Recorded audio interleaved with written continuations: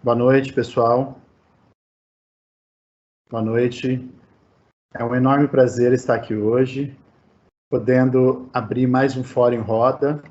Tá? Eu sou o Valdir Leandro, do programa Conecta Copersucar, aqui de Ribeirão Preto, coordenador local, e esse projeto é um projeto que desenvolve novos empreendedores, e hoje nós teremos aí o início do nosso 5º Fórum em Roda, com a presença do Carlos Seabra, tá? Que ele é o palestrante que vai estar aí com a gente, trazendo muitas inovações, vai tirar bastante dúvidas, então a gente vai ter aí hoje um bate-papo bem legal, tá bem?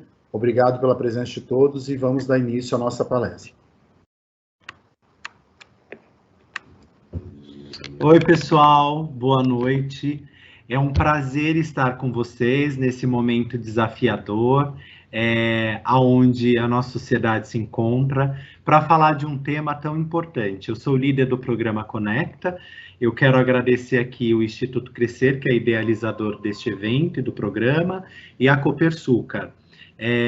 O tema hoje, coronavírus, como a pandemia está reestruturando o modelo de educação atual. E como convidado, nós temos aqui o Carlos Seabra, né? Ele tem um currículo extenso e é o nosso convidado de hoje que vai fazer a mediação do conhecimento. O Carlos é coordenador de projetos de tecnologia educacional STEAM, palestrante, autor de livros infanto-juvenis e artigos de educação e tecnologia. Também quero, agora, ao convidar o Carlos, quero dizer que no canto esquerdo da tela de vocês tem um chat em que vocês podem enviar e interagir com o palestrante escrevendo. Todas as perguntas vão ser direcionadas e a gente vai selecionar as perguntas para que ele faça as respostas. Muito obrigado. Carlos, seja bem-vindo. Olá, boa noite a todos.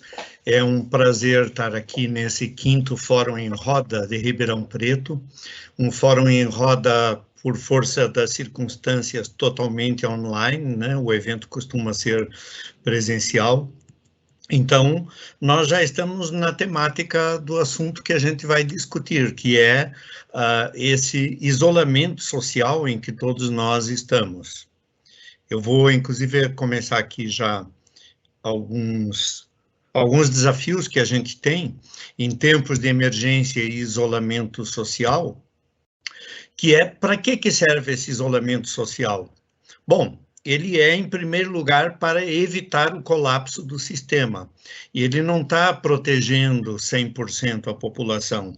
De um jeito ou de outro, todos nós, uma hora, seremos eventualmente contaminados, vamos desenvolver anticorpos. O importante é a gente não sobrecarregar os leitos hospitalares, né? A pior coisa que você pode fazer nesse momento é quebrar o isolamento social, é interagir com outras pessoas e você ser um vetor de contaminação ou você ser contaminado.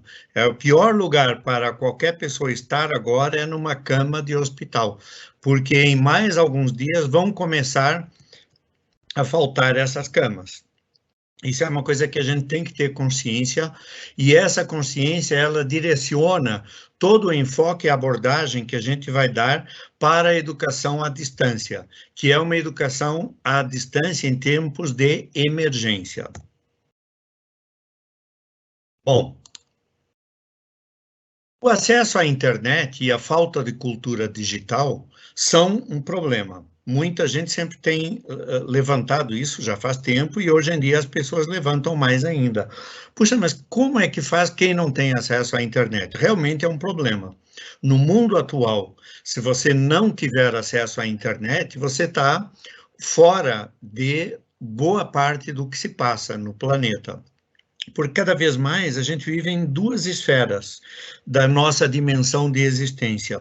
Uma esfera de átomos, que são as coisas palpáveis, é o nosso corpo, são os objetos, é a nossa comida, são as pessoas com quem a gente está presencialmente, e nós temos uma camada de bits, que é o mundo virtual, é a informação, o conhecimento, é como a gente fala, como a gente assiste, como nós estamos nesse momento nos comunicando.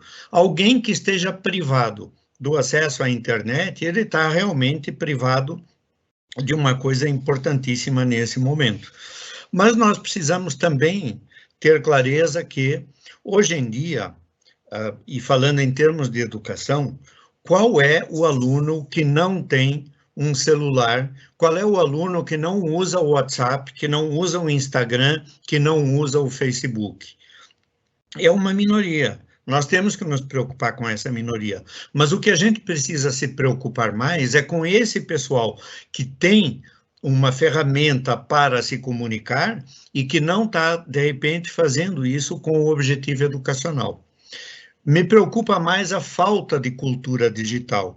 As pessoas, elas usam o WhatsApp muitas vezes só para ficar mandando memes umas para as outras, propagando fake news.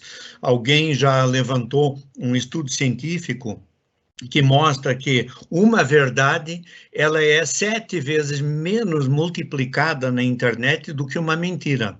Se eu disser uma grande mentira, um absurdo, a chance disso ser propagado na internet é muito mais. Então, um problema que nós temos é também a falta de cultura digital. Outra questão importante, que as pessoas também levantam e que se coloca nesses tempos, a diferença entre as escolas privadas e a escola pública.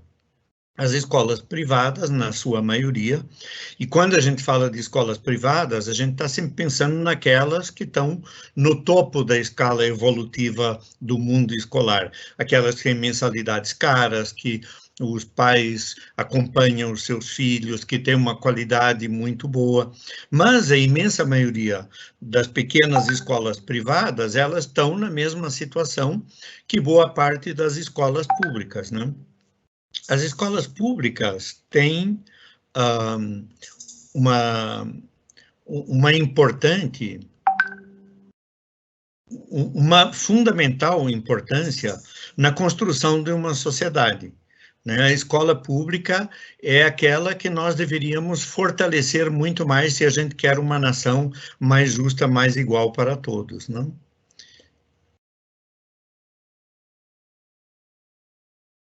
Ah, tá. Estão aqui me dizendo que eu preciso fechar o meu WhatsApp. Então, ok. Estou fechando o WhatsApp. Essa é uma das coisas que a gente tem que aprender na educação à distância, é como dominar essas ferramentas. Eu trabalho com isso há muitos anos, mas ainda estou aprendendo, e principalmente nesses tempos de pandemia, cada dia tem um aprendizado novo, uma coisa que a gente está fazendo errado. Agora, por exemplo, eu estava com o meu WhatsApp aberto, e aí a Alexandra está aqui avisando na janelinha de um chat, olha, você deixou o teu WhatsApp aberto, né? Bom, outro aspecto importante que é muito levantado são as diferenças da educação infantil para o ensino superior. No ensino superior, mal ou bem, nós já estávamos tendo muitas ações de educação à distância. Nem sempre da melhor qualidade, é verdade, porque educação à distância, a tecnologia, de modo geral, tem um aspecto que a gente precisa considerar. Ela é um amplificador do bom e do ruim. Então, se você, por exemplo, canta muito mal, é desafinado, e eu te der um megafone, você não vai cantar melhor. Você vai incomodar muito mais vizinhos. Então, um professor chato, enfadonho, que não consegue engajar os seus alunos presencialmente, eles ainda aguentam o cara, mas à distância fica muito mais enfadonha essa aula, né? Então, o ensino superior, embora tenha uma taxa de uso de educação à distância que já sai com vantagem nessa época de emergência, ele ainda assim ainda tem muitos caminhos a percorrer. O ensino fundamental está se deparando agora com essa necessidade. A minha neta, por exemplo, ela tem 10 anos, ela está no Fundamental 1, e ela está tendo aulas à distância, os professores dela estão improvisando. Nunca tinham feito educação à distância, nunca tinham gravado uma aula. Ela está achando legal, por enquanto, porque ela só está uma semana com aulas em vídeo assistindo, ela está achando interessante isso. Mas daqui a pouco ela vai cansar.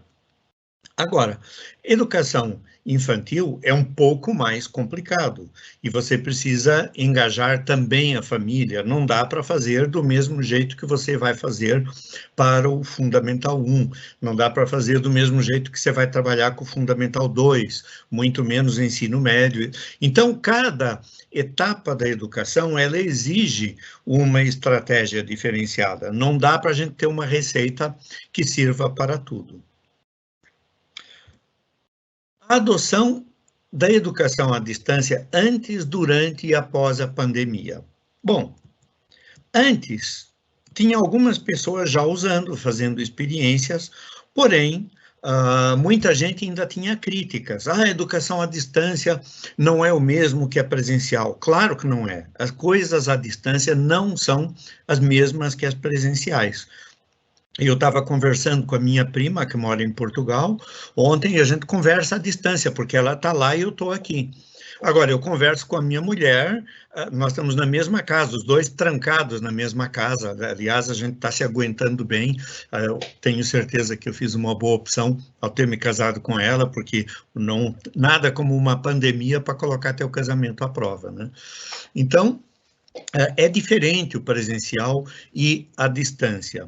Cada um tem suas vantagens. Se eu quiser fazer um curso de Swahili na África do Sul, eu farei à distância. Eu não vou viajar para a África do Sul para fazer um curso de Swahili. Até pode ser que tenha aqui alguém no Brasil dando um curso presencial.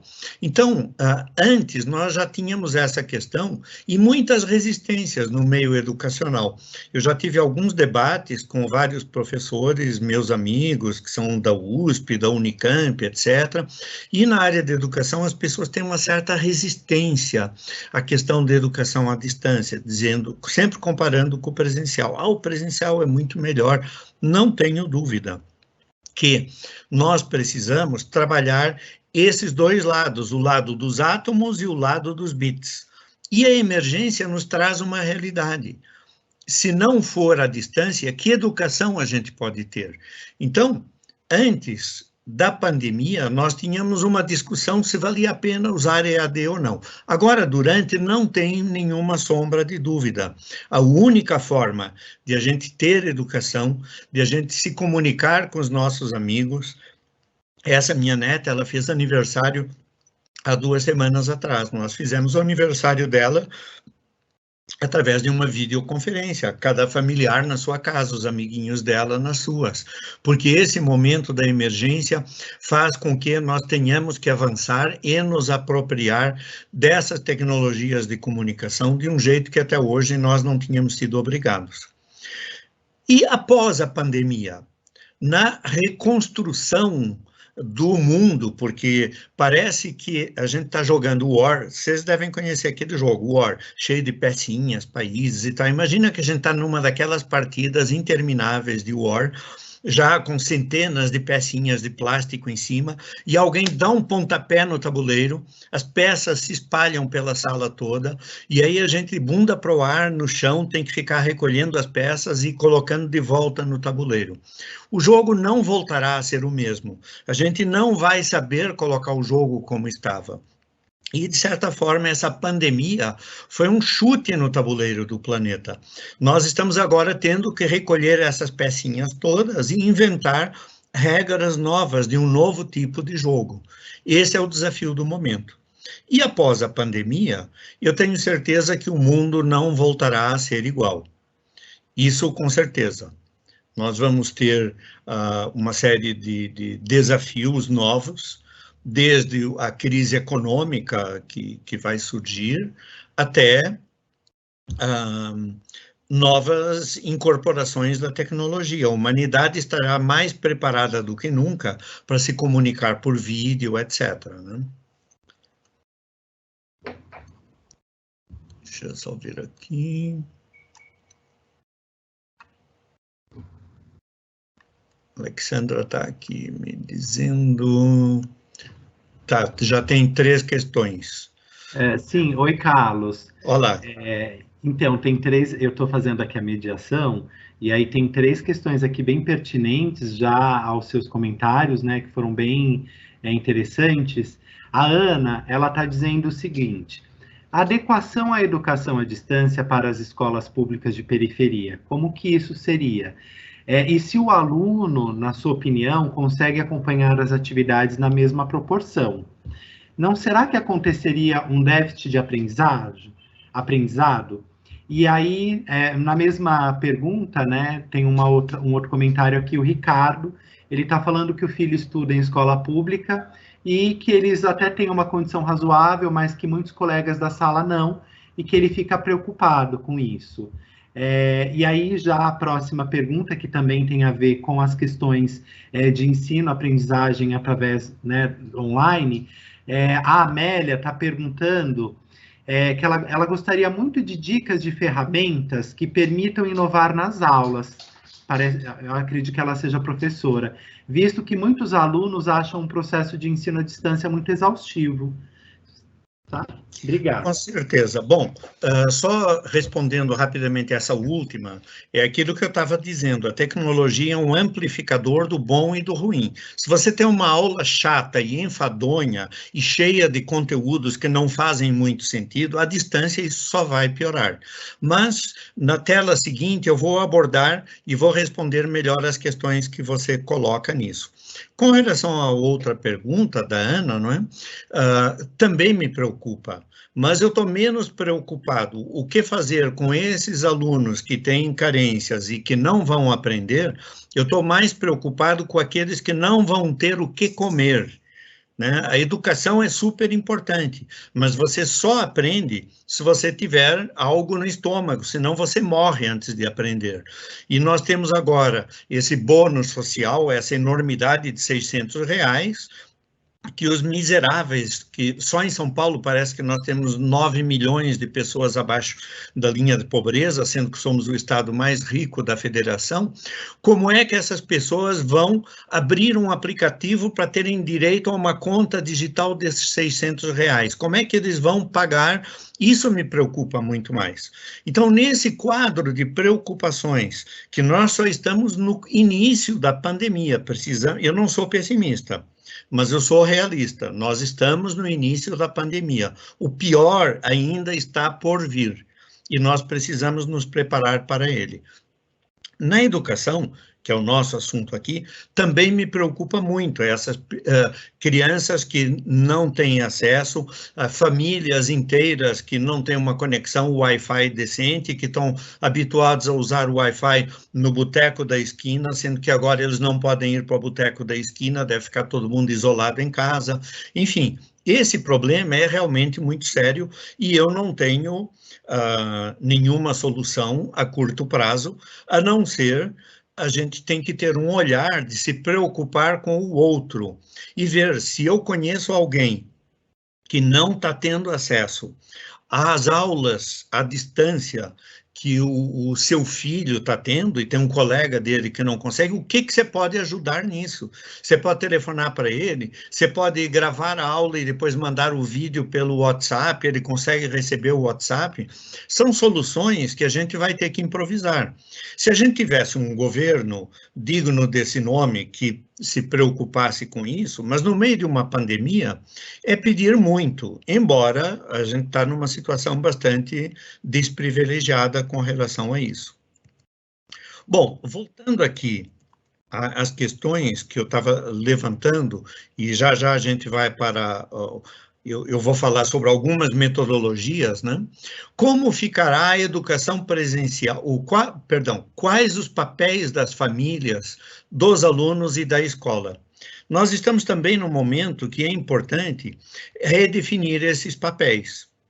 A família, ela está tendo um papel que até hoje ela não tinha. Muitos pais falavam, educação, isso é com a escola, não é comigo. Agora, essas crianças estão dentro de casa. A escola está entrando dentro da sua casa, através de um formato online, e quem vai ajudar o teu filho a aprender, quem vai gerenciar isso são os pais, que também estão sobrecarregados com outras tarefas. As crianças estão dentro de casa, brincando dentro de casa, comendo mais do que nunca, enfim, estão demonstrando uma resiliência bastante grande, mas coloca no seio da família uma responsabilidade pela educação que até hoje não tinha sido cobrada. Os alunos também mudam o seu papel. Está na hora de nós ensinarmos os alunos a terem protagonismo cognitivo. Eles têm que ser empreendedores do seu aprender.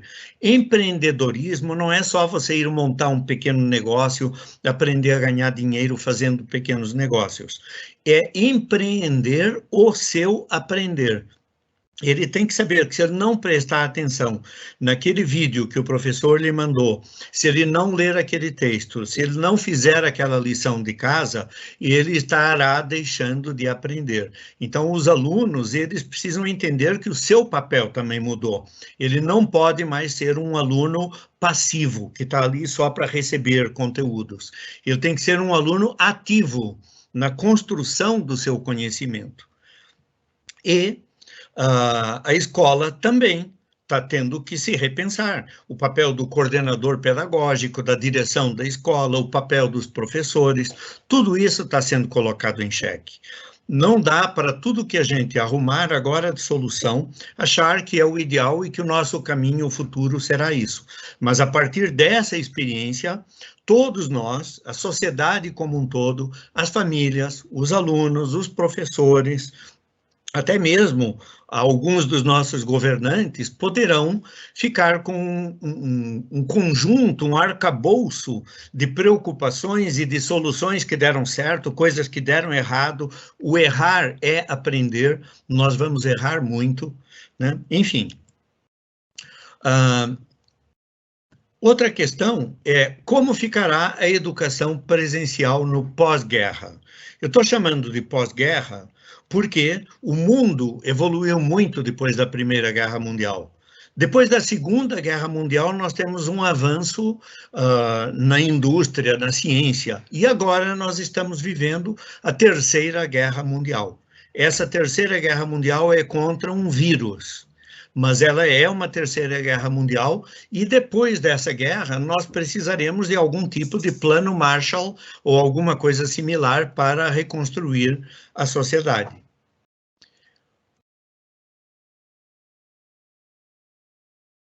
Bom, nós precisamos focar na ciência, na comunicação, na arte, na cultura, na saúde e na vida. São conteúdos fundamentais e a gente não pode perder tempo pensando naquela estrutura antiquada do currículo, só de geografia, história, matemática, língua portuguesa.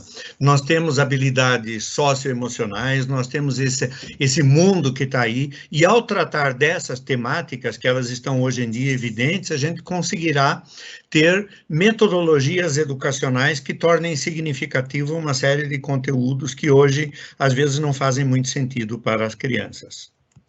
Bom, chegaram mais algumas perguntas, vamos a elas? Obrigado. Oi, Carlos, boa noite. Boa noite. Aqui eu vou ler a pergunta da Amélia. A Amélia questiona para você: gostaria muito de dicas de ferramentas que me permitam inovar nas minhas aulas, visto que muitos alunos acham o processo de ensino à distância muito exaustivo. E na sequência, a Leila, ela também gostaria de algumas dicas de como conciliar o home office com a família, com o ensino à distância, dos filhos mais especializados na academia, como que ela pode dar conta aí dessas demandas, o que você tem para sugerir para ela? Bom, o Einstein já dizia que a imaginação é mais importante do que o conhecimento. Por quê? Não é que o conhecimento não seja importante, pelo contrário, mas é que você só constrói o conhecimento quando você cria imagens na tua cabeça. Imaginar é criar imagens. Então, se eu estou explicando a um aluno um comportamento das formigas, discutindo etologia, que é a ciência do comportamento dos animais, numa aula de biologia, e eu estou explicando isso, e eles estão construindo imagens na sua cabeça, eles estão aprendendo. Então, eu diria que a imaginação é o principal recurso pedagógico que um professor pode usar. Nenhuma ferramenta substitui isso. Você pode trabalhar com uma série delas, e eu vou mencionar algumas agora em seguida, mas o principal é qual é a tua estratégia pedagógica, qual é a tua metodologia para fazer com que os teus alunos sejam ativos na construção do seu conhecimento. Você não pode só ficar dando conteúdo, e eles memorizando. Você tem que colocá-los desenvolvendo projetos, racionalizando coisas, pesquisando, etc. Né? A questão de como conciliar o home office com educação, filhos, etc., bom, só isso daria para a gente fazer um webinar específico. É uma aprendizagem que todo mundo está tendo, cada um de nós. Eu já trabalhei muitos anos em home office à distância, eu trabalho com educações, com tecnologias na educação, na informação, crio sites, etc. Mas eu estou aprendendo todos os dias nessa pandemia. Eu nunca tinha ficado trancado dentro de casa sem colocar o pé na rua durante tanto tempo. Eu nunca vivi uma pandemia na minha vida. Então, são aprendizagens que a gente tem que ter.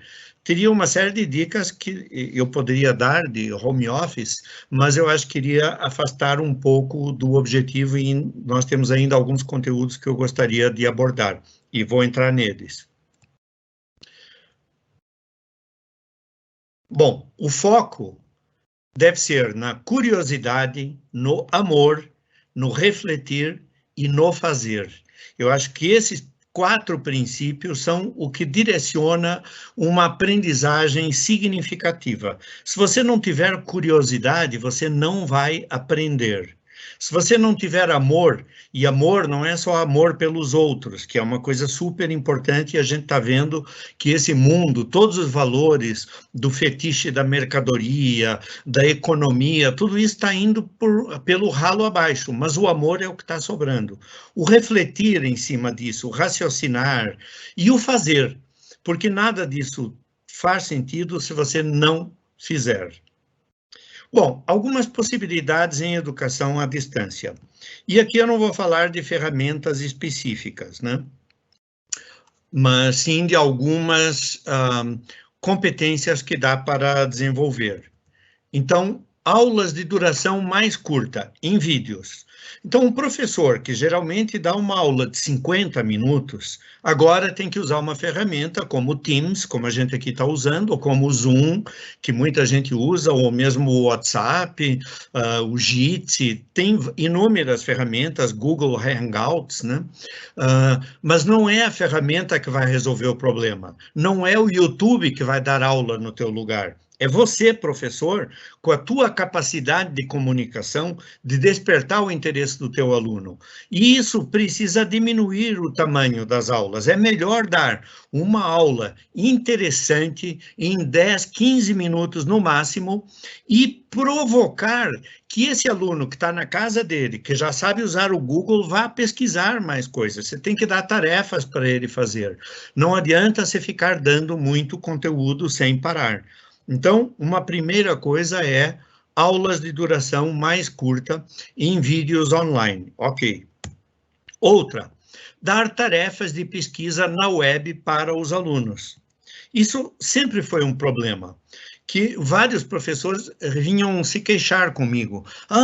Eu peço para eles fazerem uma coisa e eles vão no Google e fazem um copy and paste, né? Claro, uma tarefa burra, que ele possa responder com copy and paste, não deixa de ser uma tarefa burra.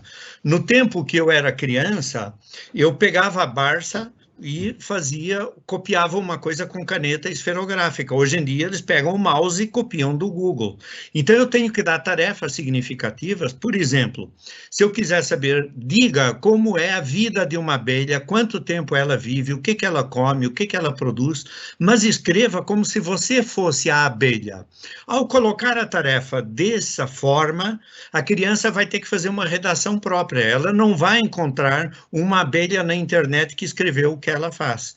Então, esse tipo de coisas muda significativamente a natureza das tarefas que a gente pode dar. Marcelo, você quer? Sim, Carlos. Eu tenho duas perguntas aqui, bem interessante, é do Cristiano Neri, ele é coordenador pedagógico da Escola Aquarela Encantada. Ele coloca duas questões aqui que eu achei bem pertinentes à discussão e que eu compartilho com você. Ele diz que a rede privada ela tem se adaptado ao novo cenário de ensino com mais facilidade por uma estrutura, inclusive familiar, né, financeira. O quanto essa reestruturação de ensino, na sua visão, vai afetar positiva e negativamente a escola pública, né? Eu acho que você já vem comentando na sua fala, mas ele também coloca uma questão, que a educação infantil, ela é pautada nas vivências e cuidados, e até mesmo nas séries iniciais do fundamental, é preciso olhar os alunos como crianças com pouca maturidade emocional e cognitiva. Como, na sua visão, enfrentar a expectativa das famílias que buscam o EAD como solução de ensino para a primeira infância? Olha, nesse momento, essa primeira infância está trancada em casa, só com seus familiares, e precisa do apoio dos professores para que mostrem como essa criança pode brincar, passar o tempo. A primeira infância precisa, em primeiro lugar, de brincar. Eu sou muito contra essas coisas de uma criança de 3 anos começar a ensinar matemática financeira, etc, etc. Eu acho que a criança precisa brincar, se desenvolver, a sua curiosidade pelo mundo, ela pode fazer experiências científicas, ela pode desenvolver o seu jeito de se comunicar, seja pelo desenho, seja pela escrita, porque a gente não pode esquecer que a nossa escola pega uma criança que fica curiosa, mãe, o que está escrito naquele cartaz? Entra na escola e sai odiando Machado de Assis. E toda criança sabe desenhar e ela sai da escola achando que ela não tem capacidade de desenhar. Então, a educação à distância, a meu ver, não é realmente adequada para lidar com essa faixa, com a primeira infância. Só que nós estamos numa emergência. Essa primeira infância está trancada em casa e muitos pais põem a criança na frente da TV só assistindo a Galinha Pintadinha, ou seja lá o que for. Nada contra, mas você pode conversar com a criança e propor atividades, inclusive dela desenhar a galinha pintadinha, a galinha, enfim, agora não me lembro do nome direito, mas você precisa ser criativo para exercer essa criatividade que já é natural nas crianças. A sua preocupação é muito legítima, e eu não estou propondo que educação à distância substitua todas as vantagens e a experiência de sociabilidade e interação com as outras crianças. Não, de jeito nenhum. Mas nesse momento de emergência, nós precisamos principalmente ajudar os pais, não é sentar a criança na frente de um ambiente de EAD, mas é talvez fazer um EAD para os pais de como eles podem brincar com essas crianças e não interromper o seu desenvolvimento psicoafetivo social. Sigo para outro ponto ou você tem mais uma pergunta? Sim, eu vou, na verdade aqui o nosso chat está bombando, né? Eu acho que seria interessante a gente refletir esses anseios. O Giovanni, ele trouxe aqui que as aulas são consideradas prioridades no âmbito escolar, como educação física, artes, são as atividades que estão mais indicadas e utilizadas para sobreviver essa pandemia. Então, aquela história, né? O que faz o músico, o que faz o artista, talvez nesse momento está respondida. Ele pergunta se nós teremos novos olhares para essas disciplinas no pós-guerra. E aí a Catarina, embaixo, ela coloca que, ela faz uma pergunta, se você acredita que os nossos professores estão capacitados para este momento pós-pandemia. Bom, começando aí pelo fim.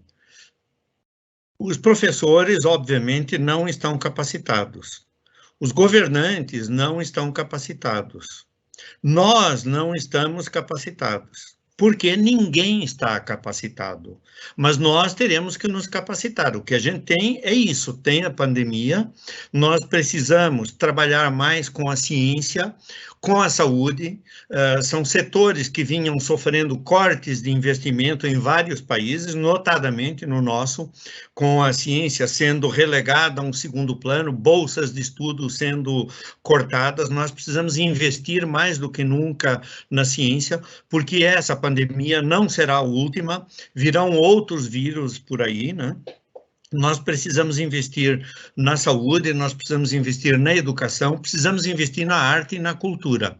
Ninguém está preparado. O nosso exercício, a nossa lição de casa, inclusive enquanto sociedade, é aprender a saber construir uma sociedade mais justa, mais racional, que não fique em cima de agendas de ódio e de terraplanismos, coisas assim que estão mostrando que... Com isso, a gente vai rumo à extinção. A gente vai dar uma de dinossauros no pós-meteoro que caiu na Terra, sendo que os dinossauros não tinham outra alternativa, a não ser morrer. Nós temos inteligência, temos alma, temos espírito e temos criatividade para dar um salto nisso.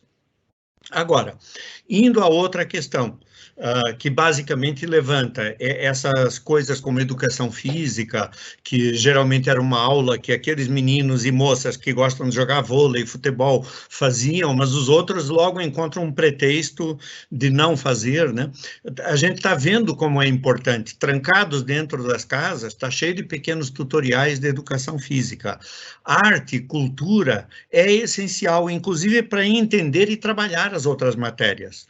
Para eu trabalhar a língua portuguesa, a pior coisa é ficar aprendendo a maldita gramática, o pretérito mais que perfeito e tudo mais, né? O importante é a literatura, é a contação de histórias, é ver a riqueza da alma humana, a imaginação das pessoas. A ciência não é ficar decorando umas fórmulas ridículas, é entender como é que uma pandemia se dá, como é que a gente pode combater isso. Ou seja, o mundo real nos dá uma série de insumos que a gente precisa usar para transformar a educação.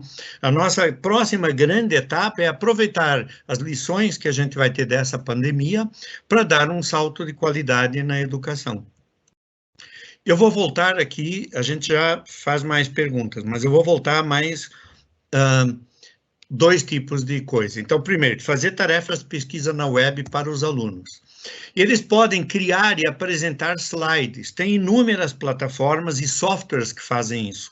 Quando você pede a um aluno que faça uma apresentação em slides de quem foi Zumbi dos Palmares, ele vai precisar pesquisar quem foi Zumbi, a sua luta, o que é um quilombo, o que foi Palmares, o que é escravidão, por que a escravidão existiu em função da economia humana, para entender que nem sempre a economia dita o que deve ser mais certo do ponto de vista dos valores humanitários e tal. Então, a criação de apresentações em slides é uma lição de casa que você pode dar para os jovens e eles vão fazer com o software que tiverem à mão. Pode usar o Google Apresentações, pode usar o PowerPoint da Microsoft, pode usar o software da Apple, usa o que tiver à mão. Outra coisa é a produção de pequenos vídeos e publicação online. Tem uma ferramenta interessantíssima chamada Flipgrid, que é uma ferramenta que foi inclusive adquirida pela Microsoft e é muito bacana. Ela está gratuita e permite um professor criar uma grade de vídeos e os seus alunos, nas suas casas, produzirem pequenos vídeos com 2 minutos de duração sobre um tema que ele propõe. E leva os alunos a refletirem, a se engajarem, a argumentarem, a apresentarem trabalho sem ser necessariamente escrito. Desenvolver habilidades de redação é super importante, concordo. Porém, você pode começar produzindo um vídeo e eles começam organizando as ideias e sistematizando conteúdos. Outra ideia, a gravação de entrevistas via aplicativos de comunicação.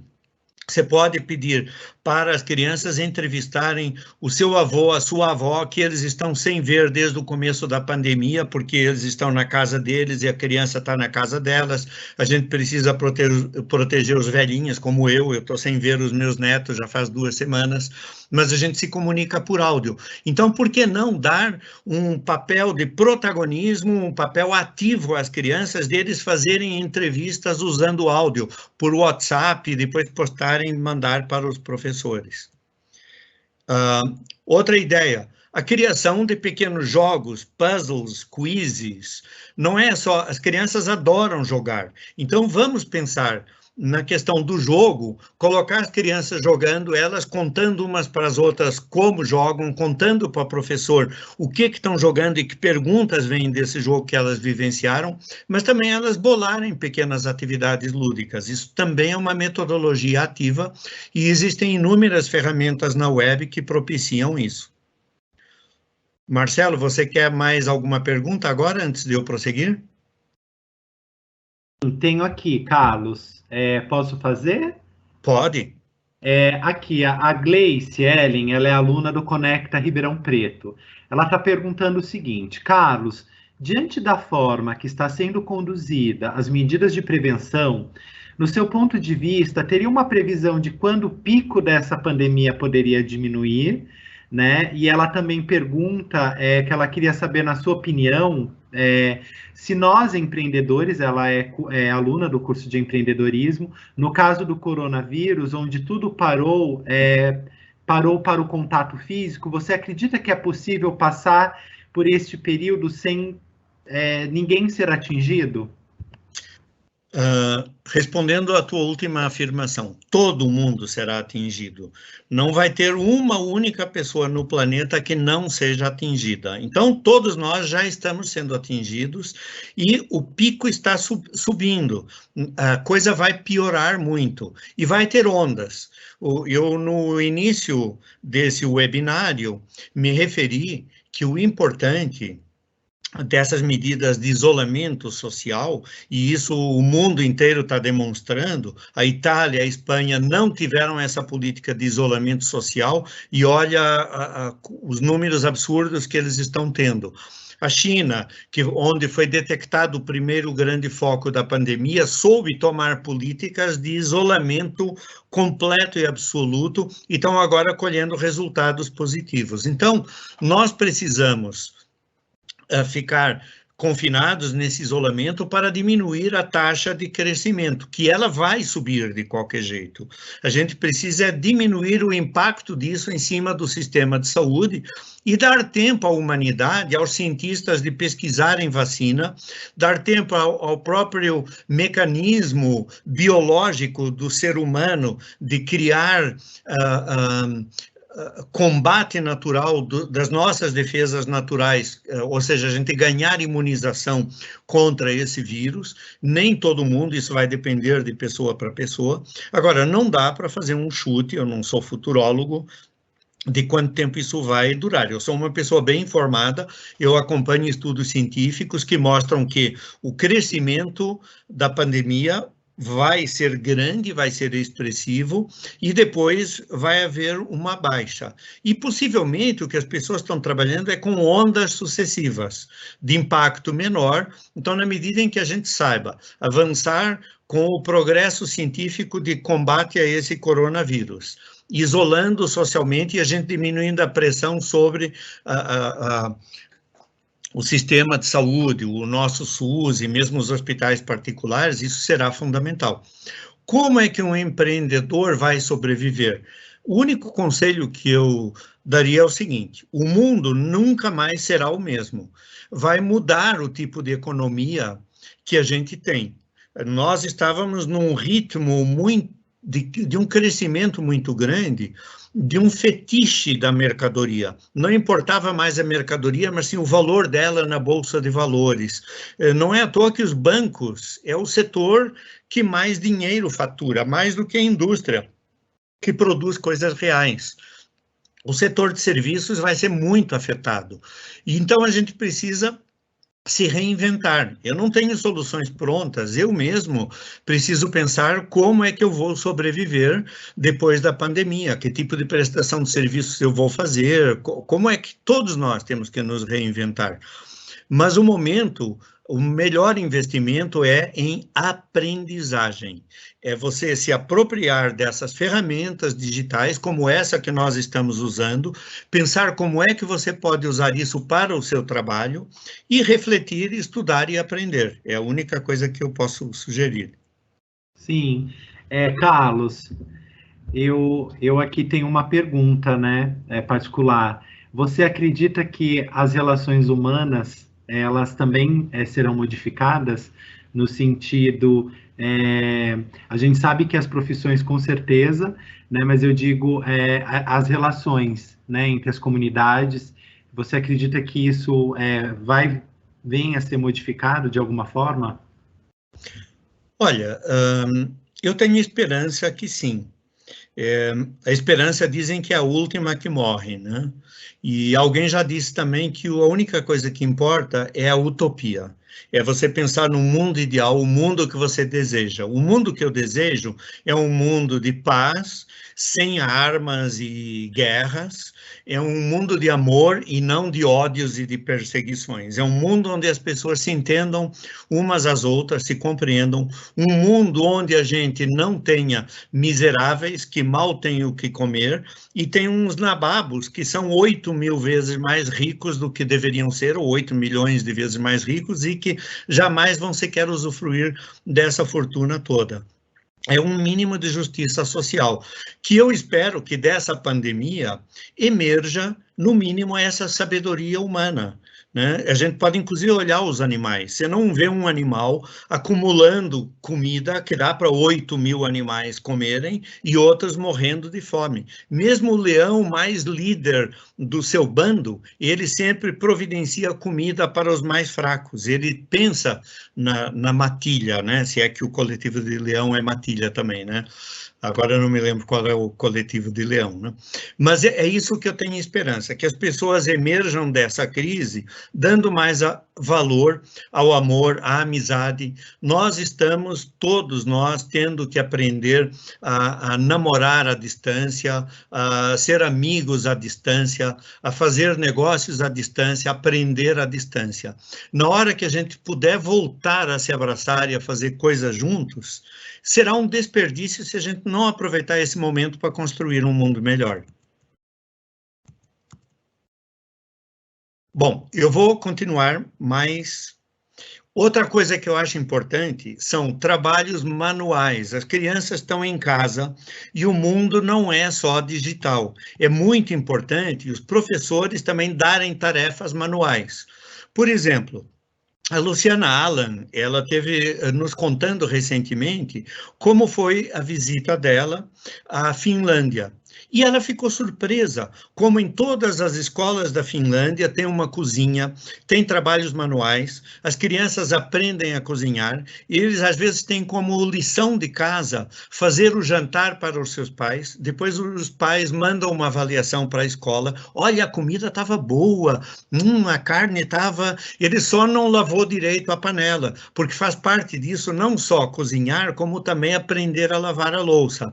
E isso igualmente para meninos e meninas, aí que a gente tem uma situação de também mudar essa exploração da mulher pelo homem para construir um mundo melhor. Isso começa na escola, começa nas atividades manuais, o mundo não é só teoria, o mundo é prática.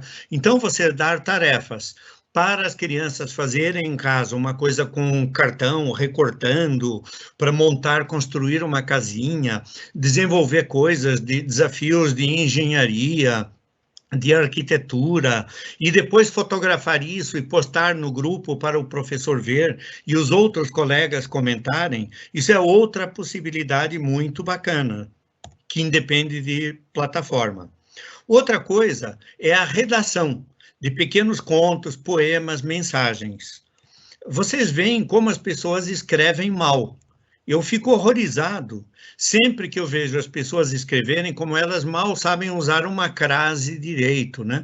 Mas elas estão se comunicando. Se eu vejo um aluno escrevendo mal, é o seguinte, eles sempre escreveram mal, só que antes eles não escreviam. Agora a gente vê o que eles escrevem, e com isso você pode desenvolver estratégias de fazê-los aprender a se expressarem bem. A correção e a palavra escrita adequadamente é secundário, isso vem depois. O principal é eles aprenderem a se comunicar, aprenderem a ler e a escrever contos, crônicas, poesia. A própria troca de mensagens também é um fator importante das pessoas aprenderem a se comunicar na web. Nós vemos como os comentários no Facebook, muitas vezes, são puras expressões de ódio e de ignorância. As pessoas não respeitam uns aos outros. Esse aprendizado também pode fazer parte.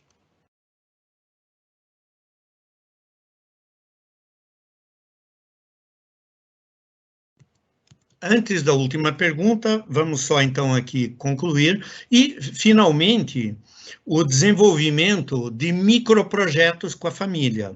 Então, o que é um microprojeto? É um projeto pequeno, que pode ter desde 1 hora de duração até 1 semana de duração. É um projeto que tem começo, meio e fim, que tem um escopo, e um projeto ele tem uma entrega.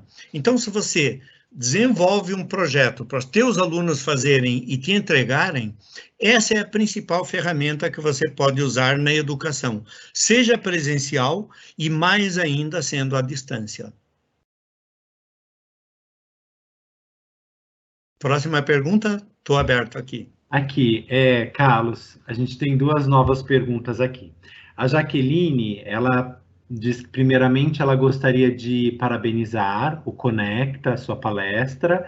Ela é ex-aluna do projeto em Santos, né, o programa Conecta da Copersucar, e ela é muito grata pela oportunidade que ela teve. Muitos de nós não temos disciplina para acompanhar o modelo EAD.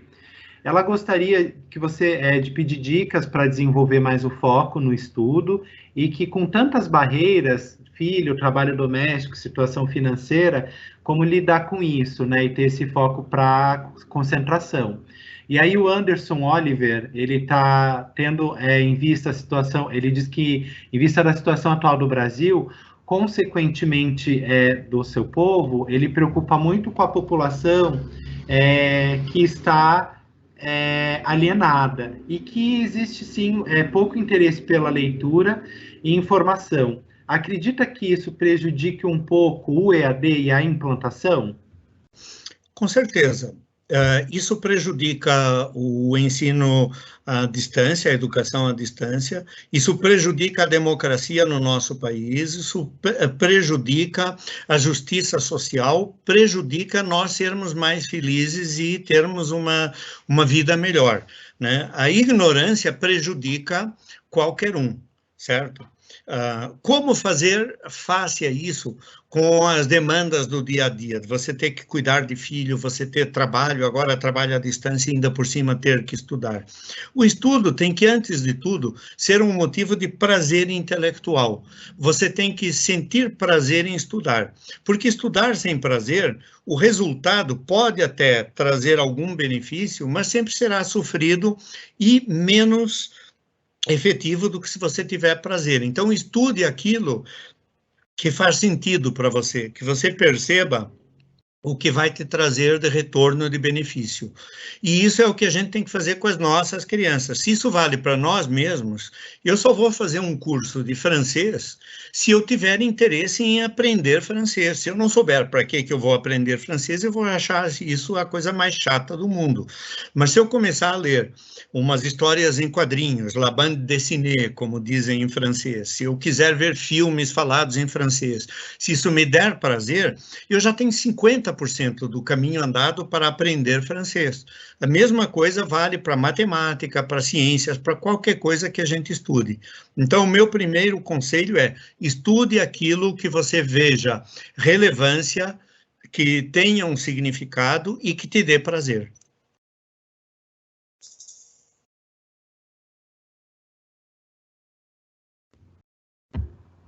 Sim. Ok, pessoal, boa noite. Só lembrando que a gente ainda está com o chat aberto, são os últimos minutinhos aqui da nossa live. E também, para quem não pegou do começo, utilizando o mesmo link, pós-live, vocês conseguem aí acessar e pegar todo o nosso fórum, tudo aquilo que o Carlos discutiu desde o início, tá bom? Acho que agora o Valdir vai entrar para dar uma palavrinha com vocês, certo, Val? Certinho, Ale.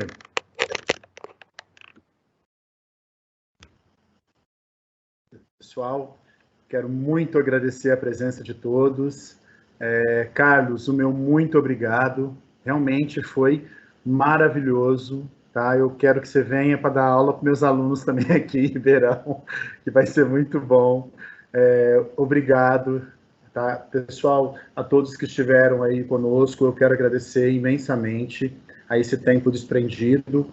Realmente foi mais um dia de sucesso. Tivemos Santos, tivemos Rio Preto e hoje fechando esse primeiro ciclo com Ribeirão. E o meu muito obrigado e espero encontrar vocês em breve. Carlos, mais uma vez, gratidão. Obrigado, Ale, obrigado a todos. Bom, eu agradeço muito a Copersucar, ao Instituto Crescer e a essa equipe simpática e competente que está tocando esses webinários aqui nessa época de pandemia. Eram eventos que iam todos ser presenciais e vocês conseguiram rapidamente dar a volta por cima, que é isso que a gente precisa fazer. Parabéns à equipe.